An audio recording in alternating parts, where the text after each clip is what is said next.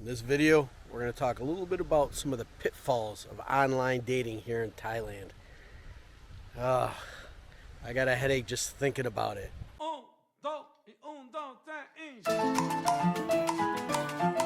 What's up, guys? It's Greeny. So, taking my morning walk here, Bonapur Beach. I found a quiet little spot here, out of the wind, I hope, so you guys can hear me. I usually get a lot of complaints when I'm actually walking and talking. You guys seem to not like it, so I'm stopping for a minute.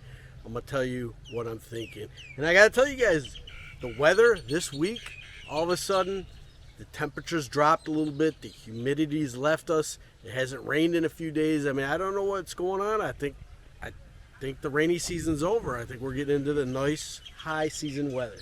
Anyways, on to my story. So, as most of you guys know, I got divorced a while back and been starting to date again a little bit. And last week, it was actually 2 weeks ago, I've been okay for a week, but I was sick.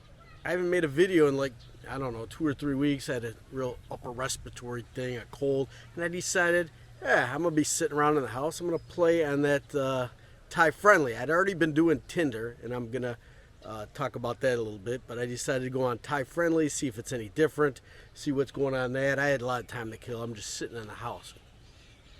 So, I've discovered some trends, and none of them are good. It's just all bad. I mean, dating here in Thailand, trying to meet somebody online, especially if you're anywhere near Pattaya, it fucking sucks. I mean, this is the worst.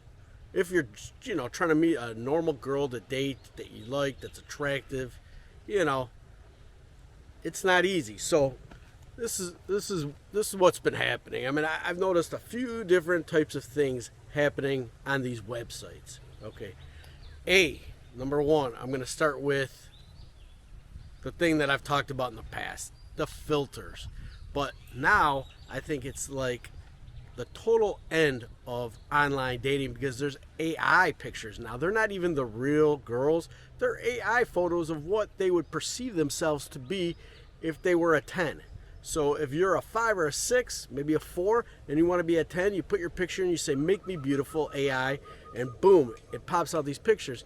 And girls have no problem posting these pictures representing themselves online. Let me tell you. All right, let's go talk about a few dates. So before Tinder, I met some girls. I had a few dates. This Thai friendly. I got a little smarter, so I've been trying a different tactic. Anyways, so met a few girls on Tinder. You go meet up with them, and it's like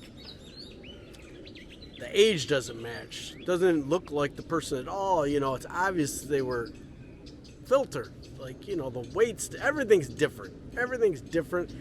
It's very disappointing. And that's random. That's anywhere. That's probably anywhere in the world. That's just what they do now.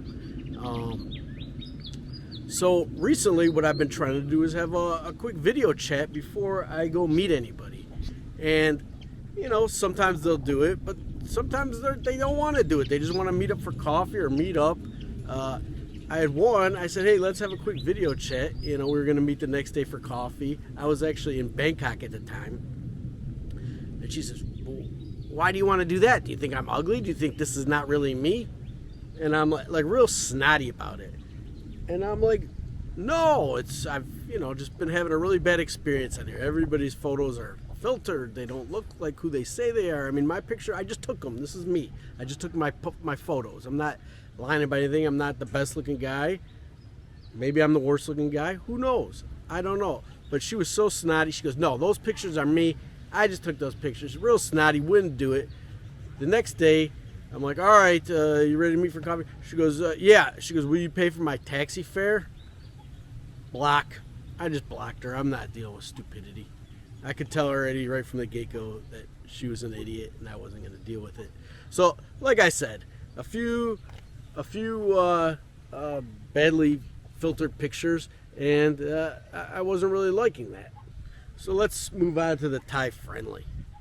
And so I noticed, me being in close proximity to Pattaya, Oh shit. 90% of my matches or people that are interested in me, I signed up for 1 month of the premium thing, and so I can see everybody that's interested in me. I haven't even clicked anybody. I'm looking to see who's interested, and if they like me or they send me messages. Well, 90% are all coming from Pattaya, and I say, like, well, what are you looking for immediately? And like 50%, 60% of those say, I'm looking for customer, I work freelance, blah blah blah. Okay, that's not what I'm looking for. Thank you very much. Well, saw this one girl. I could tell, like, the picture. I'm starting to be able to kind of tell, like, oh, these pictures are filtered. Like, if it just looks blurred out. So I sent a message. I say, are your pictures filtered? Is this you? And she goes, well, why do you ask me that? And I said, because every time I go on a date, it's not the same person. The pictures are filtered. And she says, well, we want to represent the best image of ourselves when we're online. And I'm like, but that's not you. If it's not you, if it's an AI or a filter, that's not what you look like. So you get on a date, then there's going to be instant disappointment because the person you thought you were talking to is not the person you're talking to. And we went back and forth and bantered on this a little bit. And she was really nice. I mean, but just didn't get it. It's just like, they don't give a fuck. They just do not give a fuck. So, had this other experience. And so sometimes if I'm talking, here's my line, because I'm not looking at this app all the time. And if somebody sends me a message online, I'm going to see it right away. And then you can have a conversation. The Thai Friendly or Tinder, I may not see that for a few days. I may not look at that website. So I'm talking to this one girl, and I'm going to actually put the picture on here because I don't even know if the picture on, and I don't even know who I was talking to before that sent me this thing on Tinder. But the picture, I don't even think it's really a Thai girl. And I tried to do a Google reverse image search, and it didn't show anything. So, I'm not trying to offend anybody. If this is you, somebody's using your picture as a scam. So you should know, and everybody else should know. So I am actually going to put this picture on here.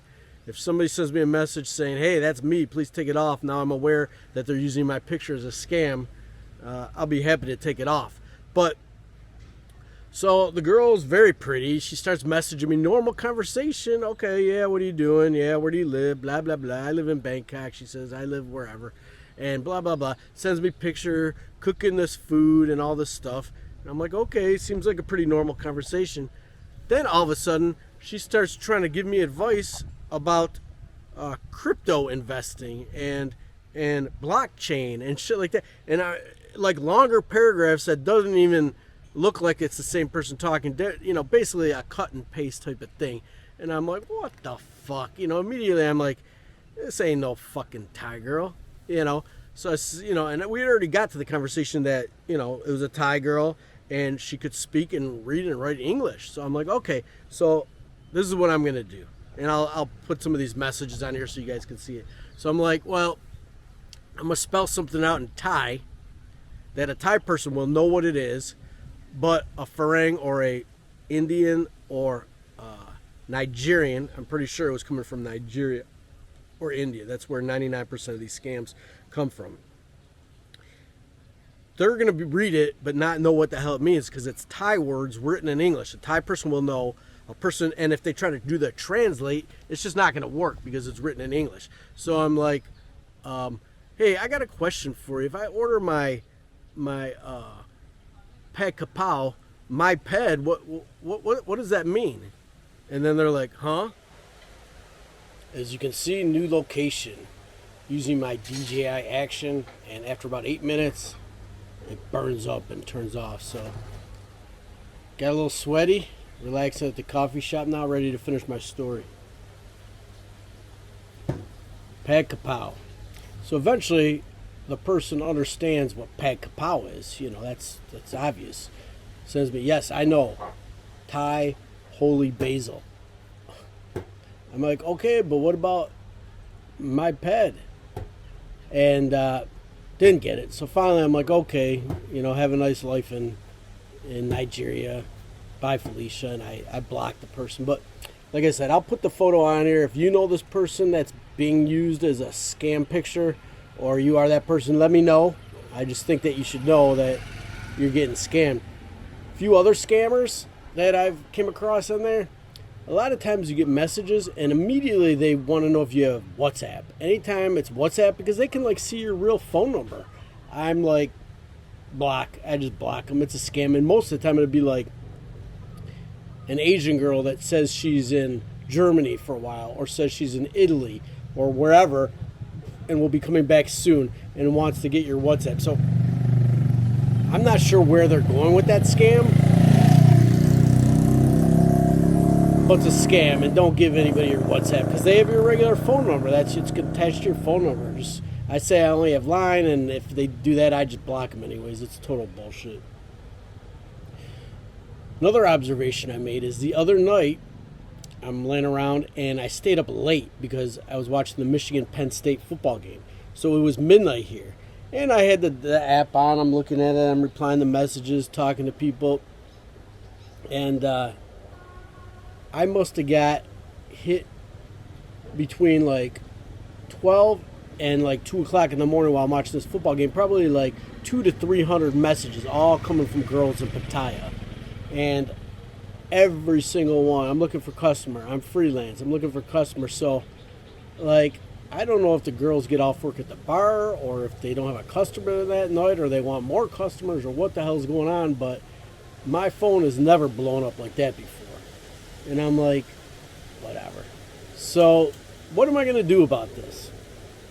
I'm probably just going to stop using these apps. It's kind of stupid. It's flawless. One thing I've done is I've moved my search criteria to like Sriracha and Rayong, to just be out of the Pattaya area, to hopefully meet some, regular girls that, aren't looking for a customer, one night stand, whatever you want to call it.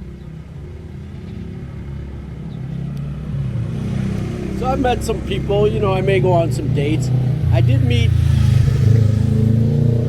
one girl that I felt like we had a connection, and it was actually, just a chance meeting, actually live, not online. She knows who she is. It's a long distance thing though, so that probably has no chance.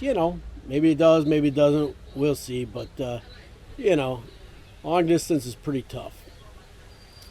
So last thing I kind of did, I may think of something else because I got all discombobulated when my battery died.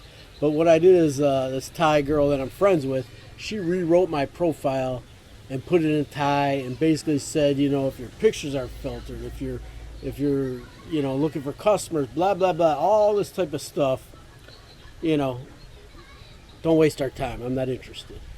And I can tell you what's funny is the first person that sent me a message, I responded back. It was from Pattaya. I said, "Did you read my profile?" "No, I don't care about that. I'm looking for customers." So, they're not even going to read your profile. They probably just click, send message, probably the same message, cut and paste, sent 1,000 times to every farang they see on there.